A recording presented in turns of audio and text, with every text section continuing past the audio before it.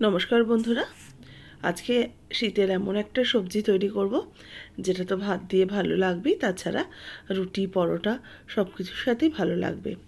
আজকের এই সবজির রেসিপি ভীষণই ছটফট হয়ে যায় আর খেতেও সুস্বাদু।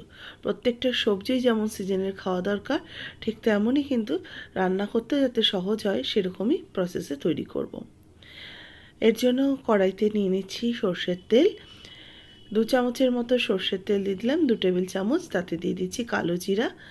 কালো জিরা দিলাম হাফ চা চামচ। এর সাথে দেব একটা শুকনো লঙ্কা। কালো জিরা আর শুকনো লঙ্কাটাকে একটুখানি ফ্রাই করে নেব। কালো জিরা শুকনো লঙ্কাটা ফ্রাই হয়ে গেলে দিয়ে দিচ্ছি কোচানো পেঁয়াজ। একটা মিডিয়াম সাইজের পেঁয়াজ কুচিয়ে দিয়ে দিলাম। এর সাথে দিয়ে দেবো আলু। আলুগুলোকেও লম্বা টুকরো করে কেটে নিয়েছি। যেভাবে আলু ভাজা কাটা হয় সেইভাবেই লম্বা টুকরো করে আলু কাটা রয়েছে। পেঁয়াজ আর আলুটাকে একটু ভেজে নিচ্ছি, কারণ আলুটা তো একটু শক্ত সবজি, তার জন্য আলু ও পেঁয়াজের সাথে দিয়ে আমি ভেজে নেব। এর মধ্যে আমি স্বাদ মতো লবণ অ্যাড করে দিচ্ছি, যাতে আলুটা তাড়াতাড়ি ভাজা হয়ে যায়। লবণটা দিয়ে ভালো করে মিক্সড করে নিয়ে এটাকে 2-1 মিনিট একটু রেখে দেবো। এবার এর মধ্যে দিয়ে দেবো ছোট্ট টুকরো করে কেটে নেওয়া ফুলকপি। শীতের সবজি দিয়েই যেহেতু রান্নাটা হচ্ছে, আর শীতকালের সবজি মানেই ফুলকপি, পেঁয়াজকলি এগুলো তো থাকবেই। ফুলকপিটাকেও একটু হালকা বাদামি রং আসা পর্যন্ত ভেজে নিচ্ছি। হালকা করে একটু মিক্সড করে নিয়ে দিয়ে দেবো পেঁয়াজকলি। পেঁয়াজকলিগুলোকে আমি একটু বড় টুকরো করে লম্বা লম্বা করে কেটে নিয়েছি। আর এরকম পেঁয়াজকলি ভাজা খেতে কিন্তু সত্যি কথা ভীষণ ভালো লাগে। আর রুটি বা পরোটা দিয়ে তো এর জুড়ি মেলা ভার। শীতকালের এইসব সবজিগুলো সত্যিই কী না ভাল লাগে, তখন আর মাছ মাংস দরকার পড়ে না। পেঁয়াজকলিটা যেহেতু খুব নরম সবজি, 2-1 বার কিন্তু নাড়াচাড়া করতে করতেই পেঁয়াজকলি হয়ে যাবে। এই সবজিটা রান্না করার সময় কিন্তু একদমই ঢাকা চাপা দেব না, তাহলে কিন্তু সবজিগুলো একদম গলে যাবে।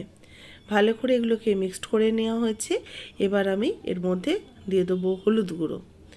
হলুদ গুঁড়ো দিয়ে দেবো হাফ চা চামচ। আর দেবো একটু ঝাল লাল লঙ্কার গুঁড়ো হাফ চা চামচ। এই হচ্ছে মশলা, এর মধ্যে আর অন্য কোনো কিন্তু মশলা যাবে না। এবার দিয়ে দেবো এর মধ্যে কিছুটা চিংড়ি মাছ। চিংড়ি মাছগুলো দিয়ে এই মশলাটা দিয়ে ভালো করে সবজির সাথে মিশিয়ে নেব। এটা কিন্তু এমনিও খাওয়া যায়, আর চিংড়ি মাছ পড়লে তো এর কোনো কথাই নেই।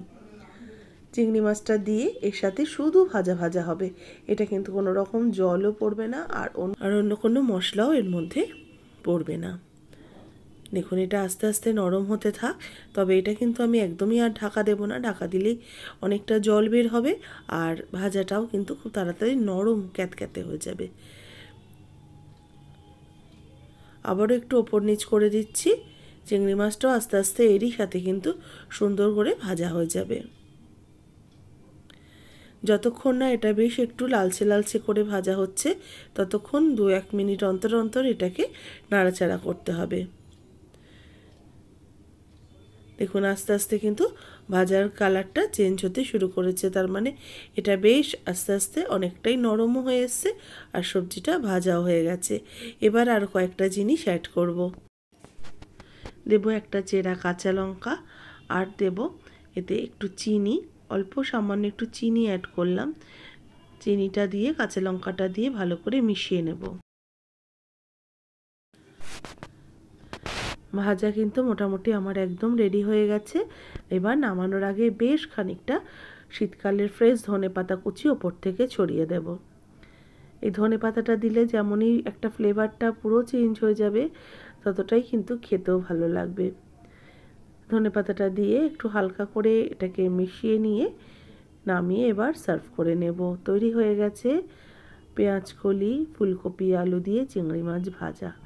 এটা কিন্তু রুটি দিয়ে তো ভালো লাগবেই, যেহেতু চিংড়ি মাছ রয়েছে আপনারা ডাল ভাতের সাথে এটাকে সাইড ডিশ হিসাবে নিতে পারেন। হেভি লাগে খেতে।